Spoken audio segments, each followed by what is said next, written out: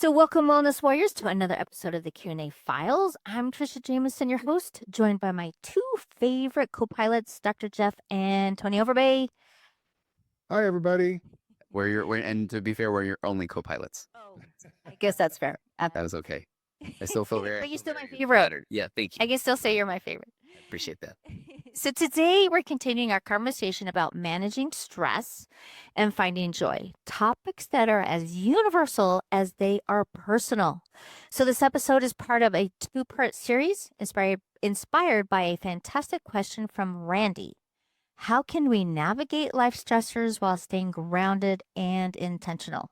So in part one, we introduced three very powerful strategies. Number one, reflect on your conditioning or your patterns from your childhood. 2, start each day with intention. 3, trust yourself through follow through for yourself and for others. And today we'll dive into strategies 4 through 10. So we're going to have a busy time right now at exploring actionable ways to keep calm and find joy even when life feels overwhelming. So we're also going to give a quick recap of all 10 strategies at the very end. So stay tuned. But let's get started. And as always, we're going to keep it light, fun, and maybe even a little unpredictable because we've got Tony on board and I can never control what he says. So, but I we are. myself, since you have so many to go, I'm going to be very tame. So that's funny that you brought that up. Yeah. But we are going to start with celebrations, and I'm going to go first because I've got something to celebrate. And we've had 2 grandbabies, one just before Thanksgiving, our little Adelaide, and then we had a Christmas baby. And so he was born on Christmas Day. Wow. And so we've got a sweet little Christmas baby, and his name is Owen. And so we just want to welcome both of them into the world. And I've been able to be down in Utah and help with the families. And it's been a little bit crazy, but I've enjoyed it so much. And Jeff has been so supportive. He's been coming and going and trying to participate as much as he can. We've had Braden here trying to do school as well. And it's been just a little bit nuts, but I've been so glad to be here. So what are your guys' celebrations? Well, I have one, and she is got a headset on today. I'm just so grateful for Trisha and for the work that she's done to try and keep all these things together. And it's quite a road to navigate the dynamics of different families and the different stressors that each of them face, and to be a positive influence. And that's been quite a thing that she's been able to navigate with some difficulty lately. So I'm grateful for her. Wow. Well, it just wouldn't be life if there weren't challenges, right? But thank you. That was so sweet. I appreciate that. I appreciate your support as well. All right, Tony, what's wrong? I am gonna sell. This is gonna be a bit ironic here. I'm gonna celebrate health because currently I am struggling with mine. I hit 55 and thought I had life figured out, and then about a week and a half ago, I woke up with what I think must be a pinched nerve, and so I'm a week and a half later. I had to have an MRI done yesterday. We're still waiting to get results, but I have been incapacitated for a week and a half, and it is such a crazy thing. It is giving me so much more empathy for people that have things like chronic pain. But I've got this spot in my back that's just radiating pain down into my arm, and I knew it was bad when I tried to do my normal push-ups between sessions. I couldn't even really put weight on it, and so then I just struggled for a few days, and then I finally went to the doctor, and they referred me out for an MRI, and I had that done yesterday, but it's really interesting because currently I'm doing that thing that I see clients do all the time, where I am now assuming that I will never get better, that I now, like, life as I know it has changed. I'll never run again. But this will be the pain I will be set with forever. And so I'm currently trying to just notice that those are thoughts and feelings and emotions. And of course I will have them because this is what I'm feeling. But my goodness, it's there. There's that pain. I can think about it and it's there and it's so wild. So I want to celebrate health. And hopefully I will find it once again. I love that. And Right. that's when you really appreciate what you have, is when things change. And that's how I felt with my hands too. And Tony, we should talk more about this off the recording. I would have love a second. to. Yeah, that sounds right. I was gonna even see if you like looking at MRIs, I will definitely send you mine. Yep. Okay, Cool. So we'll talk more. good. Okay. Awesome. Okay. Well, I'm so sorry to hear that. And I hope that you start feeling better very soon. Thanks. All right, so let's go into number 4. So 4 is adopt a long-term perspective. So here's one for both of you. When life gets overwhelming, do you ever stop and think, will this matter in a year? Or do you go full panic mode like the rest of us sometimes? And so it's so funny, the lens I'm viewing things through for the last week and a half is such a challenge because I would say I'm a person that and I like the how simple you put that because in working in the world of differentiation and what do I do with my discomfort now and wanting validation now and when you learn that okay those are all just those in those moments and you sit through some discomfort at times and do something just because it's the right thing to do even if people don't jump up and down when I do it, then I think that has helped me cultivate this feeling of that life is the long game. And then the more that I don't get so caught up in things that in that moment and think all or nothing thoughts, then it gets a lot easier. But currently, that is not my mindset. So a week and a half ago, yeah, I think I think I was in a good place with that. But now this is how I will always feel for the rest of my life. So it does matter. At least Okay. it feels like that anyway. Yeah, Yeah. there's times that, yeah, we Now, when something's unrelenting like that, it just is Mm. hard. Yeah. For me, I can't help but go to the aviation metaphors, and I like to think of going to the 30,000 foot level of looking at things. The thing about being able to back up and look at things in a bigger picture allows us all to have time. And when you have time to think it through and to look at things in a broader perspective, taking that time usually gives you a better outcome than making a snap decision. So I like that. And that's back to building in a pause so that we Mhm. don't make those reactive decisions, but actually engage our frontal cortex and improve the opportunity for different thoughts. So I like that. And it's if I could just do that all the time, it would be really helpful. But I think that's a really good way to look at it. Just backing up and taking a moment, taking a beat, taking a breath, looking at what's going on, and be able to make thoughtful decisions rather than reactive ones. Mhm.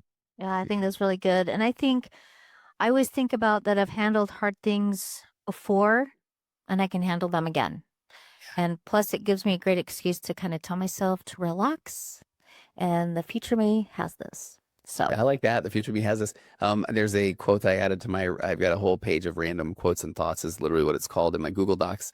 And one that I ran into recently was it's from Kierkegaard, who's a philosopher. But he says the ironic tragedy of life is that it has to be lived forward, but you can only make sense of it in reverse. So I kind of like that. That's cool. that's good. Yeah, yeah, yeah, Say that again. yeah, yeah. So he says the ironic tragedy of life is that it has to be lived forward, but you can only make sense of it in reverse. Ah, Uh, so, but knowing that is like this will make sense at some point. I know it will. I'll be able to mhm. understand what I learned or how this turned out to be for my good. Because I'm Yeah, right now, I can make no sense of. I need to go back. My theme for this pain currently. I will appreciate it at some point. I know that that will be a thing. It will give me greater empathy.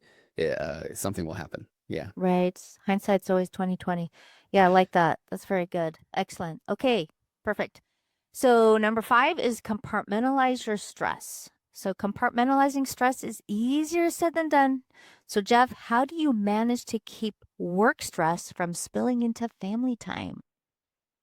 Sometimes not very well. Yeah, I'm working on that, and I think that compartmentalization is one of the more important ways that we can improve that. And I think that for me, I have to compartmentalize 30 times a day, and it makes it very difficult to keep it all straight sometimes. And what I mean by that is I see about 30 patients a day. And so I go from one energy level of a person to another, and I kind of have to maintain a way of injecting my energy into them, into a patient, so that we can move forward. And sometimes you don't have to do much, and not a lot of energy that I have to put into it because they're already happy and they're already things are going well, or their pain is better, or they've just had a baby and things are really exciting for them, things like that. And then there's where the energy level is low and I've got to inject a lot, like if I've got to tell somebody they've got cancer or their diabetes is not under control or whatever the case may be.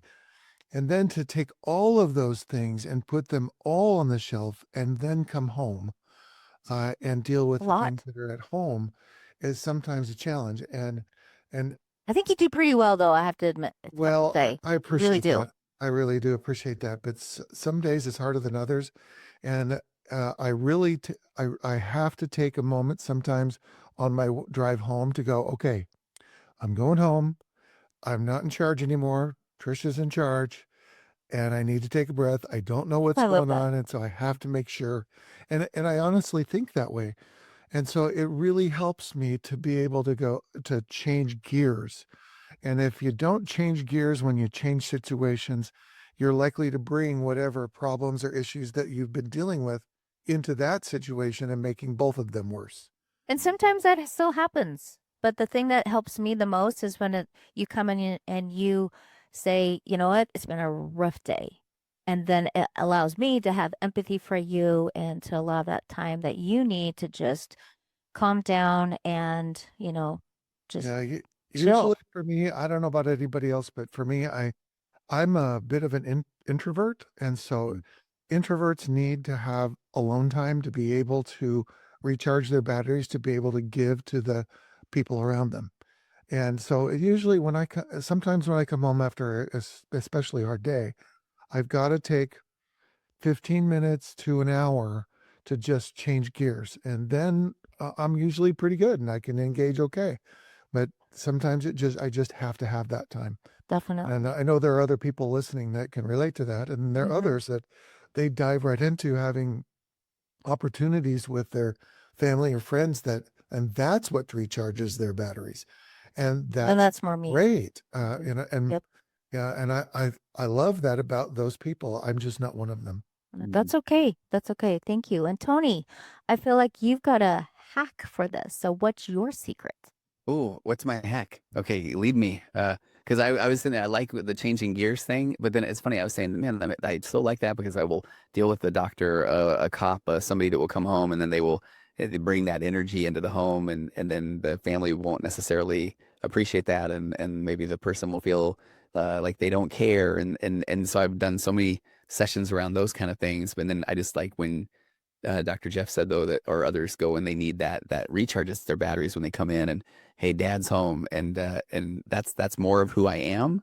But the compartmentalization, I was already going to this place of evolutionary biology of the male brain and the female brain and when I used to speak on this a lot, I would talk about that there really is some data behind that where the male had to when it's time to hunt they had to hunt when it's time to sleep they had to sleep when it's time to and then this is one I used to have this book. I forget what it was called, but it talked about why. And Dr. Jeff, maybe you can speak to this, but women have what is it more visual cones, whatever that is. They can see depth of color, and the peripheral vision is wider. And but guys can apparently see like farther off, and these are these things where a guy had to be able to. That was for hunt, and this is like I know gender stereotype, but females would be looking at the kids all and on the plane and trying to protect from the predators that are to come snatch the kid. But then the man was out hunting, so they had to track down the I don't know the wildebeest or whatever it was, and so there was just that they were bred to compartmentalize, and so but that didn't mean it was a good thing though because they could also turn off emotion when when it wasn't time and go into fix it mode and so I don't know if any of those touch on the hack, Trisha, but that's my brain went so many different directions with that. Well, I just know that men have their little boxes in their brain. Yeah, yeah, for sure. And they get out each box depending on what they're doing and they get out their little tools, whatever it is, and then they put those tools back in and put that box back on the shelf and get the next box up. What do you mean little tools and little boxes? Great big tools and Very great big powerful tools, very boxes. powerful. Very, That's very right. two days, giant boxes of yeah, That's Jack. right. But I think that I like that analogy because then, but what if I've got my fix it box out when I'm supposed to have my listening box? because my listening What do box you is do? a very small one, and I have to blow the dust off the top of it before I open it up. Exactly. No, my fixing one is very, very easily accessible, and matter of fact, the lid is always off. Yeah. Right. Exactly. Well, and I know it sounds weird, but something that if I'm stressed out, I'll say that if I can't deal with it at a certain time, I will literally put it on the shelf and think, okay, I can focus on this at 3 p.m., whatever, and I have got to stay present right now. I cannot take care of this at this moment, but I tell my brain that I can at a certain time. And it's amazing because I will be reminded at 3 p.m. Okay, Wow. do you remember you said you were going to take care of me? That's so So cool. That's it a is. very male adaptation. Oh, well, there you go. But it is true. I've appreciated that. So I can stay present, I can stay in the moment, and I don't have to worry about the things that are, you know, still spinning in my brain a little bit. Well, I'll Okay. give you the ADHD version of that is you put it up on the shelf and then it just gets shoved to the back and you forget all about it. And then someone says, "Hey, do you know this box is here?" And then now I'll deal with it. Yeah. So is it because there's two time frames, now and not now. So I Right. don't do it And that new. is so true Yeah. because unless we're standing in front of you or I have a son that we have a son that same situation and it's like, "Hello, Chase, we're here." And he's like, I'm "Oh like, yeah. oh, now. Yeah. You caught my attention." Right. Oh, that's so A funny. lot of that now and not now. That's great. Yeah. Yeah, exactly. Okay, so six is release tension regularly. So let's talk tension. How do you both release stress before it builds up and turns into or if it turns into a meltdown moment? So be honest, no yoga cliches unless it's actually true. Oh boy. This is a hard one for me because in my life I've used unhealthy coping mechanisms as well. And so I'm concentrating now on using healthy coping mechanisms when my stress levels get higher. And it's a conscious choice. And sometimes what you can do is you can slip into the scrolling mode, or you're just gonna veg out in front of the TV or whatever, things like that.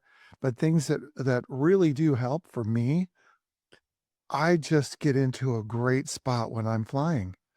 And recently, because of weather and other things, I haven't been able to fly as much. And so that's a place that I'm having to kind of stuff my stresses into different corners of my being so that I can then release them in good places. The other things that help me is spending time with those that I truly enjoy and love. I have, of course, my family, and it's been really fun this holiday season to be been able to spend time with almost all of our children and grandchildren, and that's been a source of relaxation for me. Also, things that help me are being able to once in a while when I can do it, exercise. Exercise, even though I don't do it as much as I should, it's something that I do have an improvement in my current well-being. When I do, I feel better about myself. I feel more relaxed when I'm done, even though my heart takes about 10 minutes to stop beating so fast, but it's still making Hey, progress. you did pretty well going up these hills in Utah. I was impressed. So Nice. Well, thanks, but doing but, okay. but those things help me. Uh, and then, of course, just spending quality time with my wife does a great number for me, especially since we have developed over the last few years improved methods for communication and bonding. Mm. And this is something that has given me a great source of relaxation and centering. So, Mm. Beautifully Uh, articulated. Thank you. Tony. I'm a simple one. Meditation every single day. It's been years now. And even the last 2 years, my meditation game has just gone up significantly. And then I don't take down days. I do exercise every day. I always do. I don't take a rest day. And now I don't know if I mentioned earlier, I hurt my back and arm. So that is that is driving me insane. And so since this is the way I'm going to be for the rest of my life, I'm not quite sure what to do with that.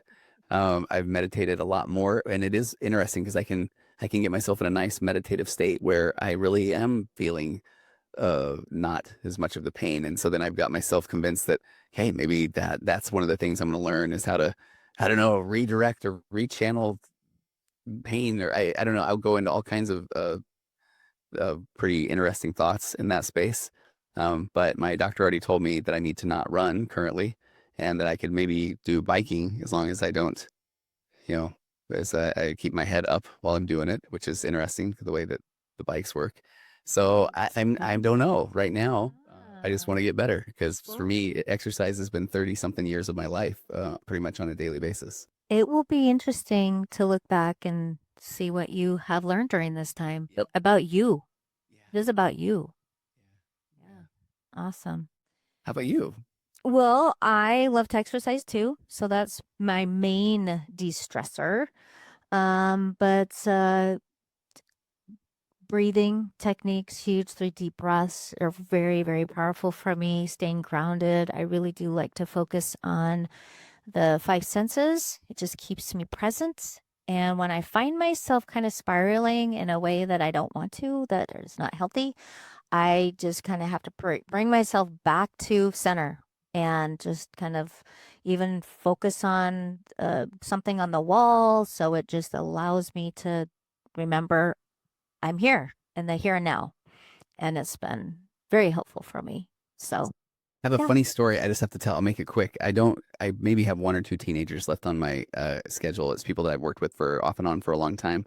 And one that I was talking to yesterday, and he's been struggling with some real depressive thoughts. And we were talking a lot about getting yourself back into the present moment. And I think even on this show, I've talked about how I'm trying to pull the 5 things, the things I can smell and see and touch and Yes. hear.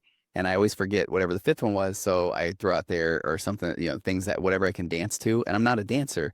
And so I told this guy this a long time ago. And so it was really funny because we were checking in and he was telling me that when he's noticing these really negative thoughts, he's like, I do the 5 senses. And he went through probably the 4 I just noticed. And he's like, and then I find a tune I can dance to. And then he did a little jig on the video session. Cute. And it was really fun. He knows that isn't the thing, but we just, we laughed a lot. So maybe that can be it. Can be a thing. The other one's taste, by the way. What's that? Okay, taste. Yes, there we go. Oh, that's the one I always Taste, smell, touch, I could lick my microphone. hear, Yes. hearing. Yep. Yeah. Seeing. Okay. Excellent. Yeah, taste is the one I think I always forget. So I need some food or chocolate. Yeah. Yeah, and they always recommend cinnamon and lemon. Ah. Yep. Okay. Yeah. Interesting. Oh, chocolate. That's a very important Well, coping. that's number one. Chocolate is definitely number one. Yes. Okay. So 7, stop taking things personally. Yeah. So this is a tricky one. How do you keep from taking things personally when someone's being, let's say, just a little rude or a little less kind? What do you guys do? I'll tell you, this is I'm gonna stand in the old healthy ego here, and this has been my journey of differentiation, in particular the last few years, of that solid but flexible sense of self. That if I know that I'm okay, and I believe I am, because I'm the only me going through life for the first time as me, then I'm okay. And so then when somebody has a problem with me, then tell me more. And I really mean that now. And I think for a long time I didn't. And so I love this concept of I'm trying to put a number on it constantly, but let's say 90% solid, 10% flexible sense of self. So I'm operating from a place of, even if somebody's saying, well, why did you do that? Well, the reason is because I did, because I'm being me for the first time, but I'm leaving that 10% open to say, but tell me what your experience was, because I do want to be the best version of me. And so my interactions with others are going to help me understand myself more. But I think too often when we're in that people pleasing mode, maybe we're a 30% solid and 70% flexible sense of self. So I need others to tell me what I need to do or how I need to show up in order basically for them to think I'm okay. And that's a them issue. Ah, Yeah. excellent. This one, I really like this one because I have noticed over the years, I think it's such a gradual process, but I really do believe I'm okay. And it's such a cliche, but I believe it more than ever now, of that if you don't love yourself, then you really can't love someone else. Because if I don't love myself, I'm trying to figure out how to get this person to love me. So that Oh, I'm leaving it too much to them. But I'm okay now. Yeah. I appreciate that. Have you heard of The Let Them Theory by Yes, and Mel Robbins. Well, okay, so I have like 10 people reading this book. Same, and Oh, yeah. and it challenged me from an emotionally immature stance because I like it so much that I found myself reverting back to old therapist behavior I've had 10 years ago, where I was so jealous that I hadn't come up with something like that. Right. And I was like, oh no, I'm noticing that, but it is such a good, it's Interesting. such a good theory. Oh, it has been such a game changer. And what I'll do is I'll have clients read the first chapter, and then I have them write one sentence of how they just taking a look at themselves. Because so often you're thinking, oh, I wish so and so would read this. This will be perfect for this person, and instead of this is for me, and so I want them to share how is this chapter improving them and what steps. Do you want to explain just in a sentence or two what the let them theory is, or yeah? Sure. So the let them theory is basically you let people do them. And there's no judgment. There's no, and this is really hard because Mel Robbins goes into so many stories and she's so real. I just love her perspective. I love how she just can integrate so much realistic stories into her life that we can all relate to. But you just can just let them do their thing, and you get to let you show up how you want to show up. And so that's the focus, is not necessarily letting them, it's how are you going to show up differently? How are you going to just let this go and focus on the things that you can do? She shares a story about this guy on the airplane. Just, I don't want to give too much away, but how she handles this guy behind her and his behavior, and then what she had to do to kind of just move through that was really impressive. And so she definitely shares plenty of how often she did things wrong, and that's the real life part, because we all know that's we're all human when we make human mistakes, and that's what makes this life so challenging. And but I love it. yeah. So we should put her book in the show notes so that people can access that. I totally agree that this is a life-changing thought process. This is a process. It's not like we haven't thought of this before, but she's put words to it that make it more, I don't know, human and doable. And so this is something that I really recommend, is spending some time going through this. It's about a 10-hour listen on Audible books, and however long it takes you to read if you read the book, but it's worth it. And this is what, so, oh, sorry, go. I was just going to say real quick. Go ahead, Trisha, go ahead. Oh, just real quick, I was just going to say, it's good when your 17-year-old son is like, can we just go for a drive so we can listen to our book? Wow. That's when this is a good book. So I'm sorry, I didn't mean to interrupt you, Jeff. That's all right. I don't remember what I was going to say now. Oh, sorry. Well, that's okay. So anyway, I just think it's really a great way. Oh, I do remember now. Oh, good. Let me just say something. I'm cute. The thing that is interesting is that you have to differentiate between letting them be adults, but you can't do the same thing for children. Children have to have different perspectives and different instruction. They are not in a place where you can just let them run wild. If they want to drive the car, you're not going to say at 13, you're like, well, let them. Yeah, can't do that. So this let them theory is geared towards adults for adults, and there are ways that you can adapt it to children and parenting, but it's meant to be for adult relationships. Yeah, and she goes through the child perspective as well, so it's so good. We just highly recommend this. So I hope that all those listening out there, will take advantage of Mel Robbins' great words of wisdom. So, or you can just walk away and eat chocolate, right? There you go. Let them. That's right. Okay, awesome. So that means you have to let me eat chocolate. No, you need to let me eat chocolate. I'm still waiting for those chocolate chip cookies that Tony's promised. You haven't got those? No, and you haven't sent them, so don't even. Well, Nope, I you're that's the reason gaslighting me why. now. Okay, 8 is visualize success. So here's a fun one. Do either of you use visualization? Like, do you mentally prep for big moments, or is that just an athlete thing to do? Okay, for me, there are definite times I'm visualizing. For instance, if I've got to tell somebody really bad news and how I'm going to discuss that with them, and leaning on our relationship so that I can recognize the best way or best path to go down. So I think about that just before I enter a room with the patient behind the door.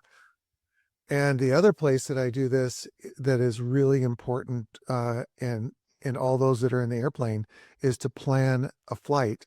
And I usually think about the flight and how I'm going to handle it, which airports, the air speed, all of those things, way before we get in the airplane, so that I know what we're doing before we start.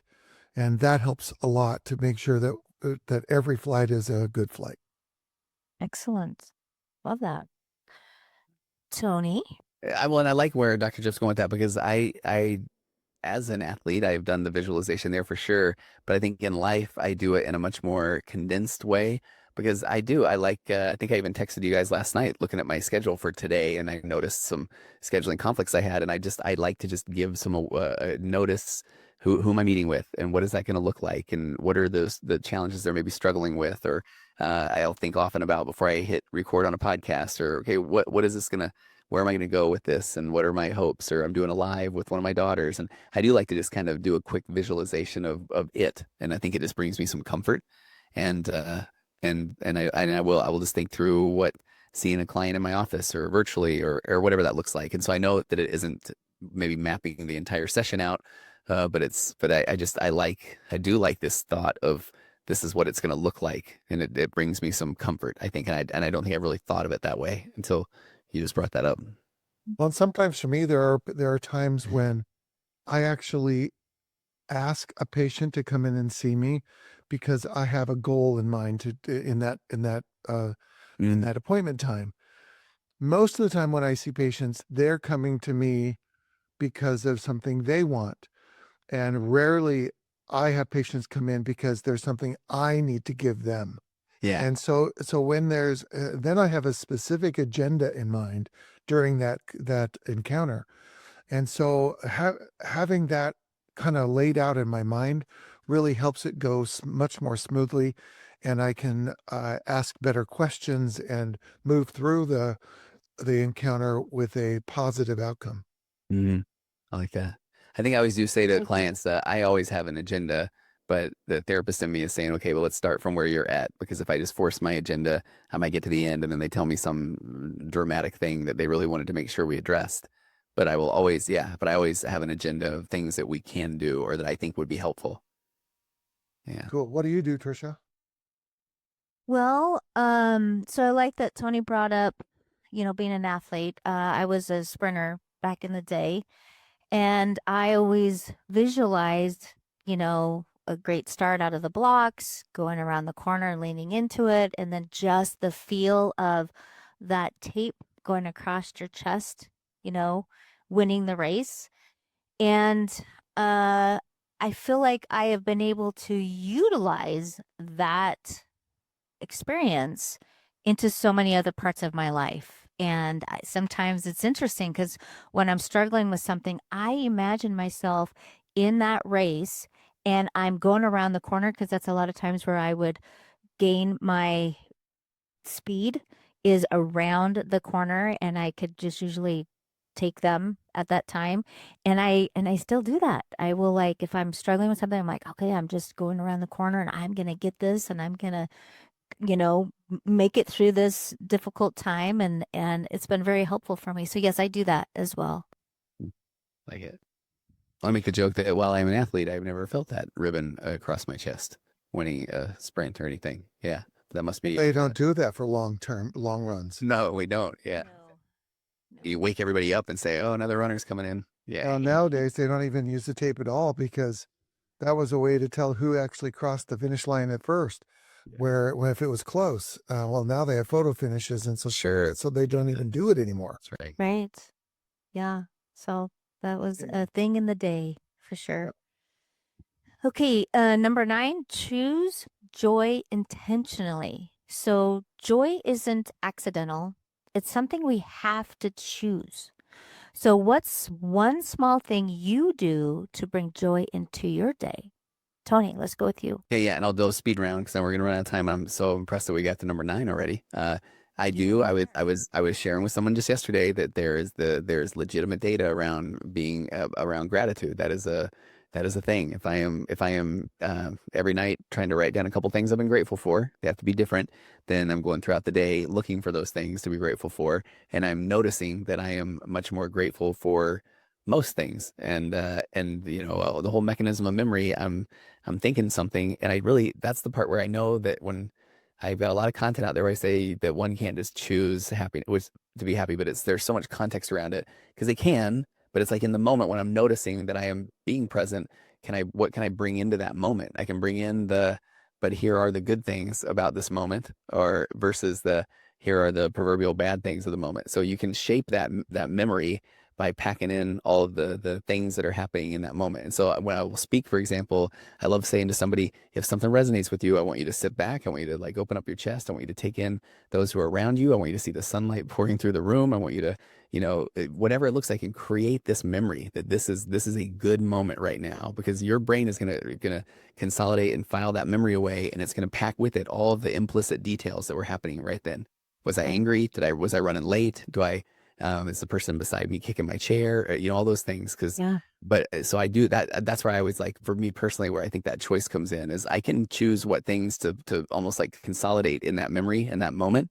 And I think I'm very good at making those good. Right now, I'm trying to bring a lot of humor into this whole arm thing. So I mean, I think I'm gonna have a lot of comedy gold from this thing if this is be setting me for the rest of my life. But I will notice there are times where I also want to pack in some "and this stinks" stuff as well. And I'm like, noted, it does.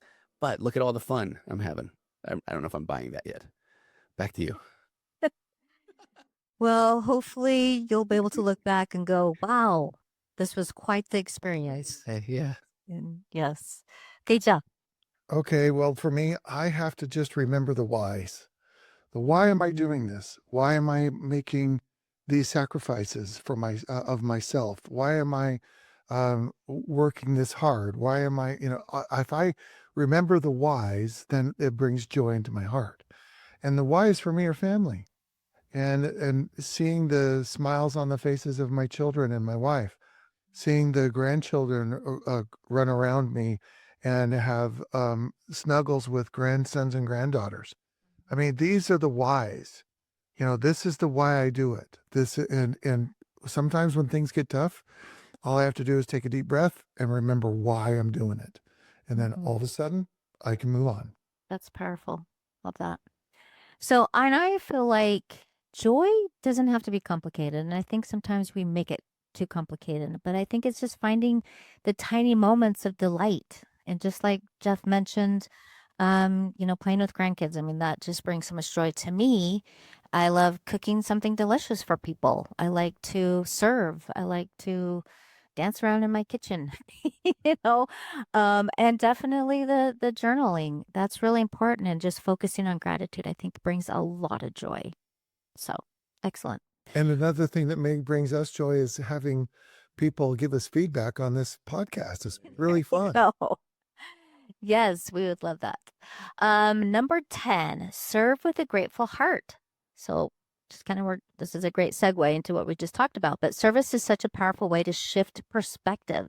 How do you see service playing a role in your life? Jeff, let's go with you. I feel like my entire life is service. So, and I'm in a fortunate position to where I get paid to serve, but at the same time, it still takes energy from me. And so service it can be something that you can do with drudgery, or service can be something that you can do and have joy in the doing of it. And that's the way I choose to do it. There are days. I mean, there's days that a person comes in that smells so bad. You just go, oh my gosh, why am I doing this? Or having to address a abscess that is You so love that bad. though.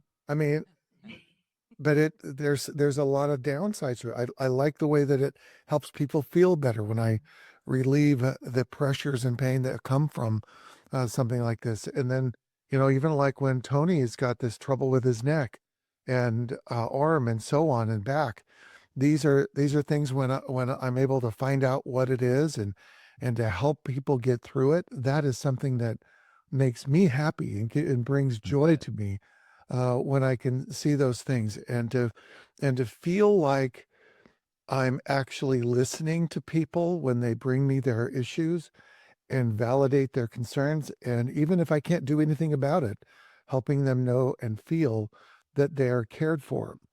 The one thing that I've always kept in the back of my mind, and I'm not sure where I got this quote, but it's a great quote, and that's people will never remember. It's always a never, right? Yeah. People will never remember what you did for them, but they will always remember how you made them feel. Yeah. And so Yeah. that's one of the things I concentrate on, especially when, and in medicine, there's lots of things I can't do, I can't fix. And that's really frustrating, but at least they can know I care and that they've been heard. I like that. Oh, great. Excellent. And I think in medicine, whether it's medicine or counseling or coaching, that is the service that is the foundation of everything we do. So it's how we connect. So, Yep. Tony. I don't think I can add much to that. I really like what Dr. Jeff says. I go often back and forth in my mind of, okay, if somebody's gonna, let's say, turn in my world, turn to something unhealthy, whether it's a coping mechanism or ruminating or beating themselves up, or then I think to serve or not to serve, serve. But then ideally to serve because you want to serve, is going to allow somebody to probably find more meaning in it. But if it's just the activity itself, I fully endorse it because it's better than ruminating and turning into an unhealthy coping mechanism. But then, but man, when somebody can pour themselves into serving another person, they're getting outside of their own head. And I think that's such a powerful tool. And if you do it enough, when you notice you want to turn to some unhealthy coping mechanism, you find yourself already thinking of what can I do, to help someone else. And I think that one's really powerful. Very good. Yeah, and I think for me, service is joy. So whether it's through coaching or just helping someone in need, it's a reminder that connection is what matters most. So I love that part. Okay, so yes, we did it. So quick recap of all 10 strategies. So before we sign off, here's the 10. Number 1, reflect on your conditioning, recognize your stress response patterns and recondition them. 2, start each day with intention. Set a positive tone for the day by beginning with purpose. 3, trust yourself through follow through. Build self-trust by keeping commitments to yourself and to others. 4, adopt a long-term perspective. Reframe stress as temporary to cultivate hope. 5, compartmentalize your stress. Set boundaries on worry to keep it contained. 6, release tension regularly. Transition smoothly by letting go of stress. 7, stop taking things personally. Step back, pause, and process emotions objectively. 8, visualize success. Mentally rehearse success to boost confidence. 9, choose joy intentionally. Create small, meaningful moments of happiness. 10, serve with a grateful heart. Focus on helping others to shift perspective and feel purpose. So I'd love for you each, all of us on the call to try incorporating 1 or 2 of these into your daily routine and just see what happens. So I just want to thank you all for joining me on the Q&A files with Tony and Dr. Jeff today. And Randy, I want to thank you for your question, which sparked such a thoughtful and fun conversation. So again, listeners, we hope these strategies inspire you to take small, intentional steps toward a calmer, more joyful life. So start with 1 or all if you like, and use these tools and see what happens. So if you enjoyed this episode, don't forget to subscribe and leave us a review. We'd love to hear from you and share it with someone who might need a little extra calm this week. And of course, send us your questions at trishajamisoncoaching@gmail.com, and we'd absolutely love hearing from you. So until next time, remember, choose calm, cultivate joy, and keep asking those big questions. So take care, everybody. Thank you. Bye, everyone. Thanks, everybody.